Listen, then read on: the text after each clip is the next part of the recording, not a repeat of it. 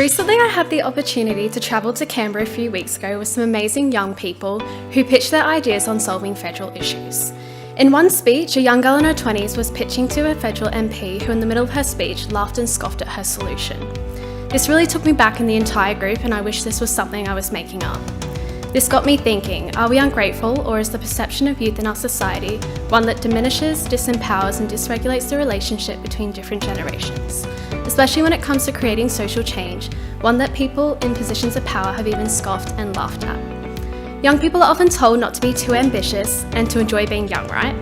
But then we tell young people at around generally the age of early to mid-20s onwards, why have you not got your life together, you're an adult? Often we love to tell youth that the world is their oyster, but when they get that job or that opportunity, we want to hear their ideas, but we don't want to allow them to plan or implement the idea. Jessica Watson was the youngest person to fully circumnavigate the world in 2009 at the age of 16, recently overtaken by another ambitious young person. Malala Yousafzai was 17 when she received a Nobel Peace Prize. Mark Zuckerberg was 19 when he founded Facebook. Some of our state members of parliament were elected in their early 20s. The youth are the future, and it's time we started treating them like that. In the 1990s, Professor Roger Hart recognised that youth engagement was practically non-existent in the way organisations worked with youth, and that youth participation was the most adopted approach. Youth participation refers to youth engaging at a lower level via activities such as reviewing documents, providing feedback, completing surveys and more. And whilst I recognise that this is not bad, Hart recognised that youth could do more than participating, but rather engaging with organisations more meaningfully. The UN defines youth engagement as the active and meaningful involvement with young people in all aspects of their development and that of their communities, including the empowerment to make decisions. Hart created a framework based off this. In this framework, Hart's ladder recognises that there are 8 rungs representing different levels of participation and engagement. The first 3 being manipulation, decoration and tokenism, which is often the youth providing opinions or showing up to an event for tokenistic value for an organisation or company. This is often the we engage with youth, take a photo and dismiss them approach, one I've encountered myself many times. I recognise that youth advisory councils are great, but sometimes they can often fall into this category, depending on how effective they are managed. The next rungs included assigned but not informed, mean that youth have assigned roles but limited decision making.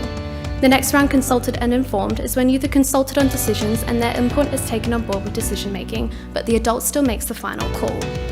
At these 2 levels, the UN states that the average organisation sits at a middle ground of consulted and informed.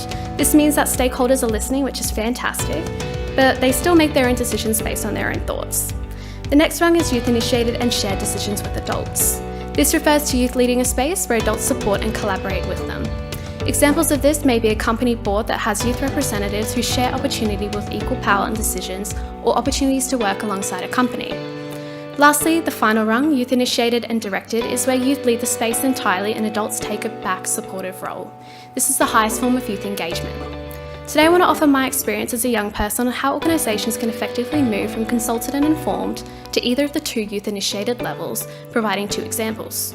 At a state level, I'm very privileged to be a member of the executive team on Queensland Youth Parliament, where I mentor a group of 13 youth on the development of a legislative bill that's debated in a mock parliament.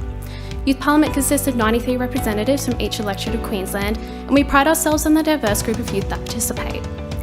Youth Parliament is a youth-led initiative run by a team of under 25 youth who manage and run the entire program with support from stakeholders. You heard me right, a group of youth run one of the state's largest youth programs. This is the highest level of youth engagement on Hart's ladder. Whilst I recognise the effort it takes to run a program, a youth-led and directed initiative does not need to be a massive scale project. It could be as small as making a youth advisory council with a different model. For example, as an organisation, you can make an advisory council youth-led by electing a young person to run and organise the council with support of adults. This would be youth-led. To make a youth-initiated and youth-led idea, you may provide grants as an organisation to support ideas put forward by youth. Or you may allow a young person to simply sit on an elected board as an equal. Today I'd like to leave you with a few tips to guide you on how to effectively engage with youth. The first being, ask for ideas and let youth lead them. Instead of asking youth for ideas and taking them, let them implement them. 2. Reconsider and rearrange your models. Most organisations will have pre-existing models or frameworks for how they engage with groups of young people. I recommend you engage youth into reframing these models to be youth-centric and youth-led. This could be as simple as a group of young people co-creating and co-writing your engagement strategies and policies for youth. The third one, if you have the opportunity, let youth lead in professional spaces. QFCC hires 2 former youth advisory members under 25 to lead their youth space. What better way to engage youth than having young and diverse professionals leading the space with excellence? I strongly believe that with these 3 key tips implemented into basic frameworks and how youth are engaged, that our policies and legislation that affect young people will be better informed and better in practice. Whilst there are more ways to do youth-centric work, I want to leave you with my favourite saying that you can't talk about us without us. Thank you.